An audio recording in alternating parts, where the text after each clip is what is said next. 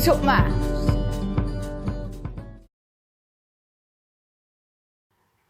Okay, so today we're going to look at decimals and how we change decimals to fractions.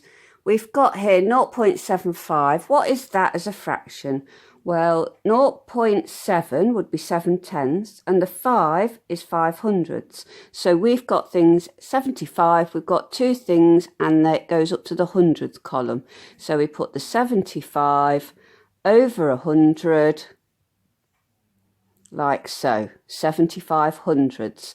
Then we cancel down by, I'm actually going to do it by 25 because I know that 3 25s go into 75. And I know that 4 25s go into 100. You could have done an extra step and simplified or cancelled down by doing 5s first and then simplifying further, but I just went straight to the final step. So, what is 30% as a decimal? Well, 30%, that's 30, percent means out of 100. 30 out of 100. 30 out of 100 is 3/10. I've cancelled down the multiples of 10. And as we know in a decimal, no whole ones, 3/10. No whole ones, 3/10.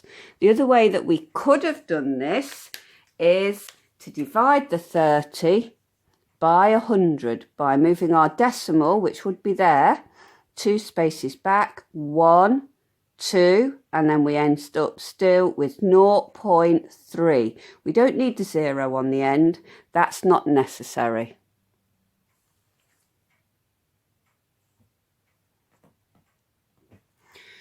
So let's look at this. Which is the largest? Well, we can see we've got 3 whole ones, 3 whole ones, 3 whole ones, 3 whole ones, 3 whole ones. So the whole ones are all the same. So now I'm going to look at the tenths to see which tenths are smaller or larger. So we've got 4/10 there, 2/10, 4/10, 6/10 and 4/10.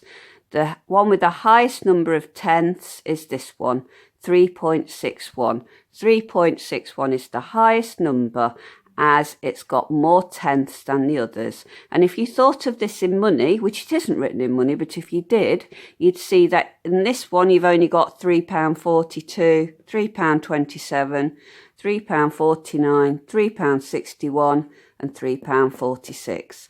So if we use the same principle to find the lowest, we would choose this one because the lowest has only got 2/10. That would be the equivalent to £3.27 if we were writing it in a monetary form.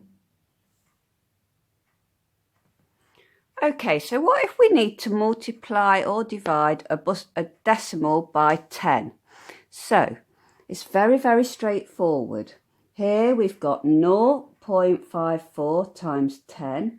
As it's 10 times bigger and our whole decimal and number system is made up in amounts of 10, we just move this decimal point to here, 10 times bigger. So the answer to this one will be 5.4 because multiplication makes things bigger.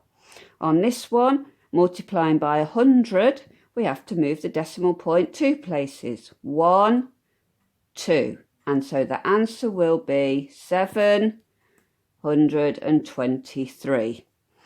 On this one, we're dividing. When we share things out, it makes them smaller. So we've got 12.2 and we're sharing it by 10. This time the decimal point goes back 1 and we're at 1.22. And this one, we've got 321.8 divided by 100. This time the decimal point goes backwards 2, which gives us an answer of 3.218. Okay, you'll notice that I've not written any pound signs or pence signs here, as some of my students did put pounds and pences on. In the exam, if there's no pounds and pence there, just treat it as a number. Okay, we don't know what it is, but there's nothing to suggest any particular unit, so just put the answer down as a number. So what if we're asked to round a decimal to a whole number? Well, we use the same method really as we've been using with rounding tens and hundreds, and we use 5 as the cut-off point. So here we've got 4.49, okay? 4.49. If we use our 9, that would round that up to 5, wouldn't it? But it's not 5, it's only 0.49. So when we want to round this to a whole number, we look at the tens, it's a 4, let's call that 4. When we want to round this one, look, we have got a 5 in the tens column, in the tenths, sorry. So that is bigger. We're going to round this up to 5. So look at your tenth column when it asks you to round the decimal to a whole number. 4 tenths, no, it's less than 5. We keep it as the lower number and we round off to 4. 5 tenths, it's 5 or more. That's when we round up to 5. Okay, what if we were asked to round a percentage, turn a percentage into a decimal? Well, what we can do here is very, very straightforward. 98% means 98 out of 100. So there's no whole ones, there's 9 tenths and 8 hundredths. We just literally rewrite it in our decimal form. 67% means 67 out of 100. No whole ones, 6 tenths, 7 hundredths. 52%, no whole ones, 5 tenths, 2 hundredths. 4%, no whole ones, no tenths, 4 hundredths. Okay, so what about when we've done a calculation in the exam and we look at our calculator, if we've done it on a calculator, and we get an answer that we've got to interpret in a monetary way, in currency. So our answer comes out as 7.8.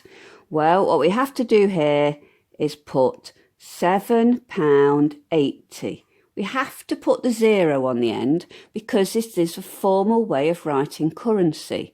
80 out of 100 pence that would make up the next pound. So we can't just put 7.8 or even pound sign 7.8. We have to put the 0 on the end.